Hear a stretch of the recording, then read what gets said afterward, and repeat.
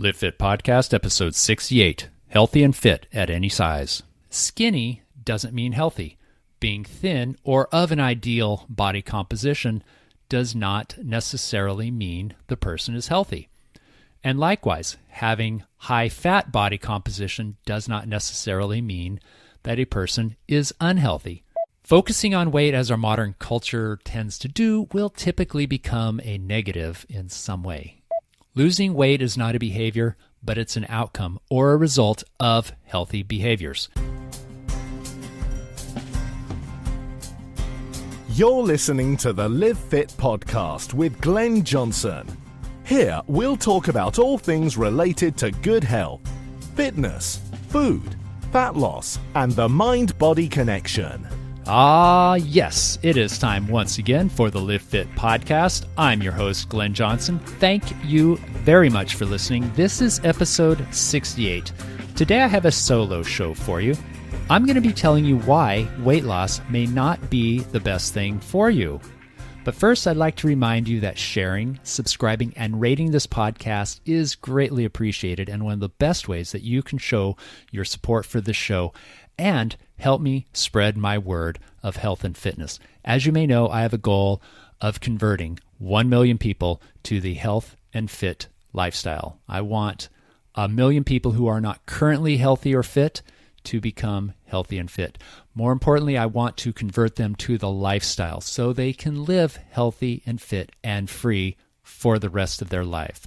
I want them to feel good. I want them to have the energy and the vigor, the vitality, and the life that they can have. There is no need to be brought down by an unhealthy body because most of the time we bring this on ourselves. So it really just comes down to a mental shift. And that is exactly what the rest of this show is about, because I'm going to be telling you how you can be healthy and fit regardless of what your body composition is. Let's do it. Many people want to lose weight. This should come as no surprise, as weight loss is one of the most popular searches on the internet. It dominates bookstore shelves, and it's talked about on Facebook and around the water cooler daily. But why do people want to lose weight? In my experience, they want to lose weight for one or more of the following reasons: a wedding, a birthday, a reunion, a vacation, or on a sadder note, doctor's orders, or maybe they just want to be able to keep up with their kids or their grandkids.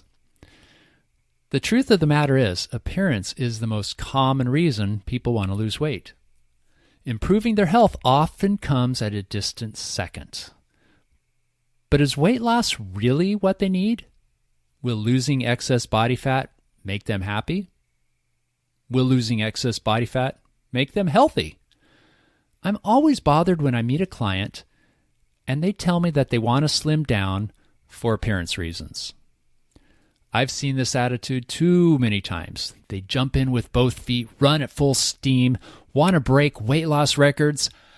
Oh, note that I said weight loss. This is because they don't care where the weight comes from, as long as the scale goes down. If I press them, sure, they'll say no, they don't want to lose bone or muscle mass.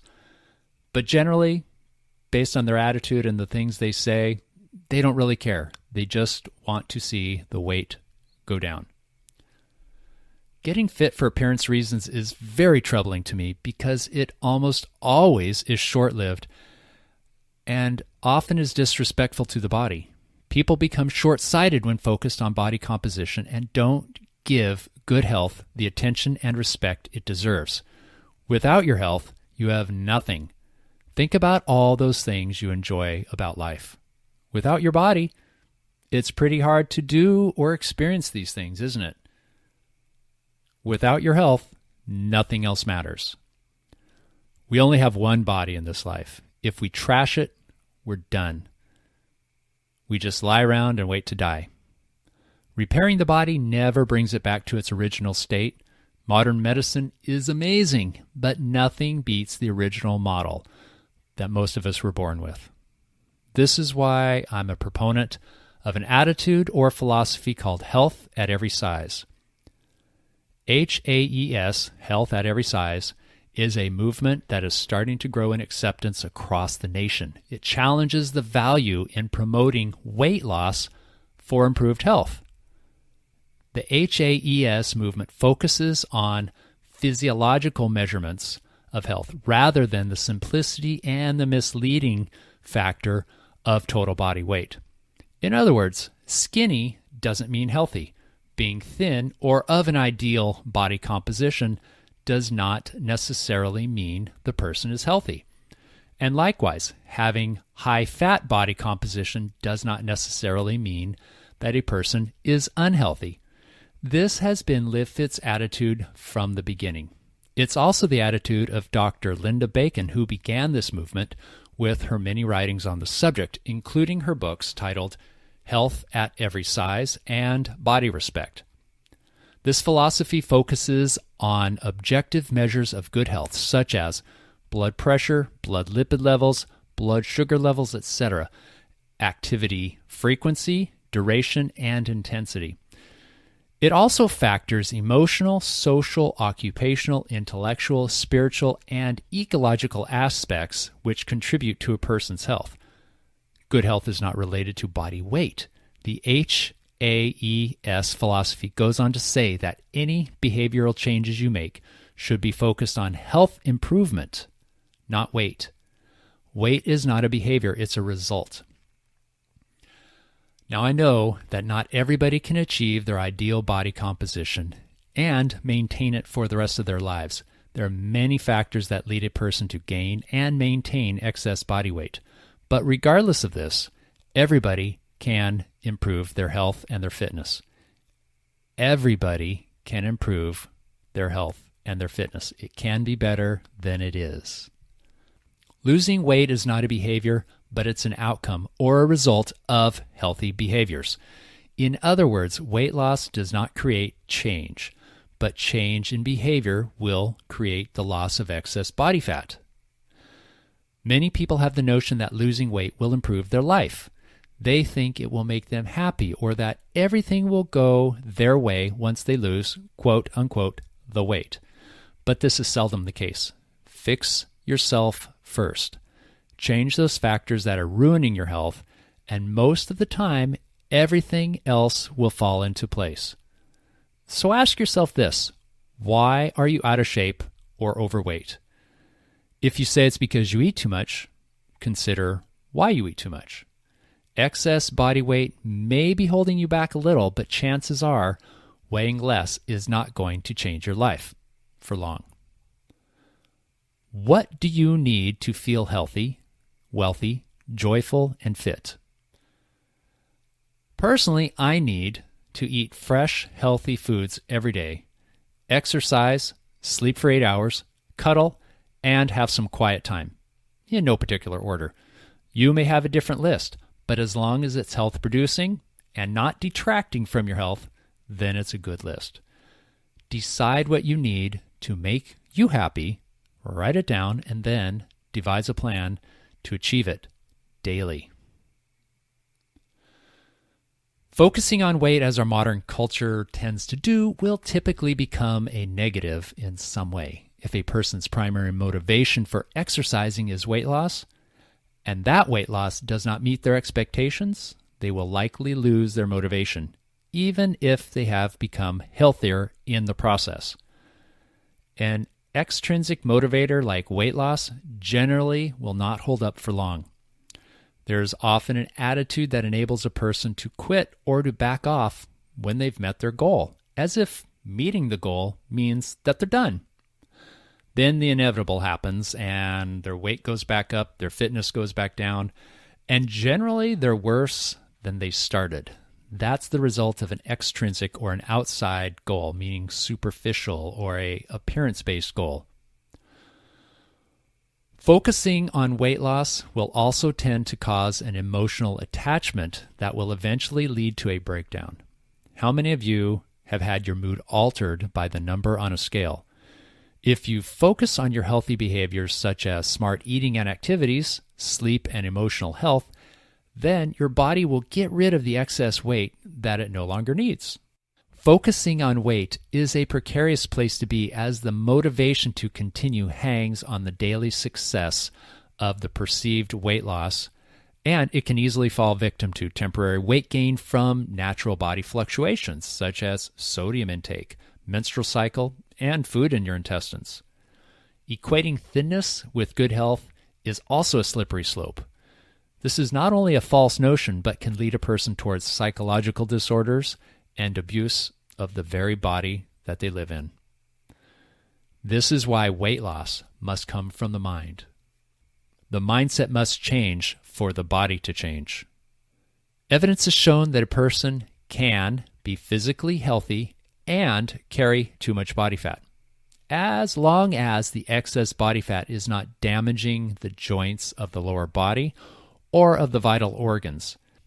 A physically active person is healthier than a sedentary person, no matter how much either of them weighs or how much excess body fat they carry. Adequate physical activity can improve blood lipid profiles, glycemic control, and the cardiorespiratory system. Plus, it'll strengthen muscles and create greater bone density. Despite the reality that a person can be fit and fat, there are some physiological limitations to this, of course. The joints of our lower body will wear out more rapidly with a person who weighs more than with a person that weighs less.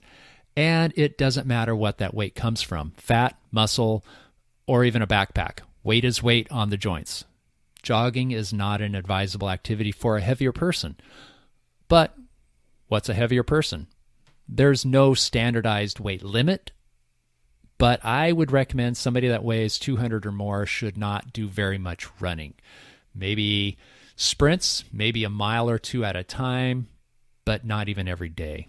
I certainly wouldn't recommend a marathon for somebody that weighs 200 or more. Walking is far less damaging than running, obviously, and can be performed for a much longer period of time, much longer duration, even for heavy people. But swimming, cycling, rowing, or aerobics type classes are all really good choices for larger people. Additionally, abdominal obesity is harmful to the organs in that region of the body.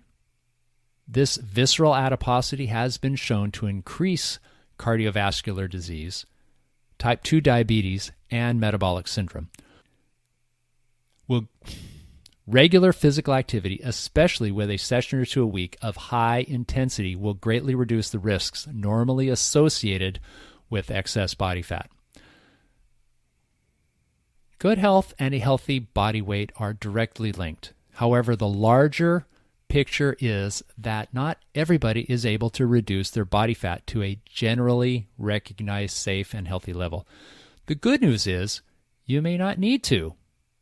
Maintaining healthy eating habits and daily strenuous physical activity is your best weapon against obesity, discomfort, and early mortality. I believe it is more important to focus on health-promoting behaviors that contribute to a healthy quality of life. When a person focuses on body weight, they are missing the big picture, which is a better quality of life.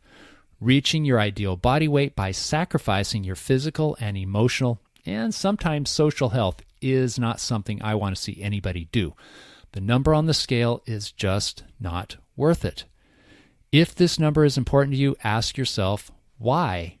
Then ask yourself, but why is that important? Perhaps this will lead you in the direction of making good health your priority rather than a two-dimensional device that you stand on. If you are living a health-improving lifestyle, your body will get rid of the excess body fat and you will be fit and healthy enough to enjoy it for life. Thank you.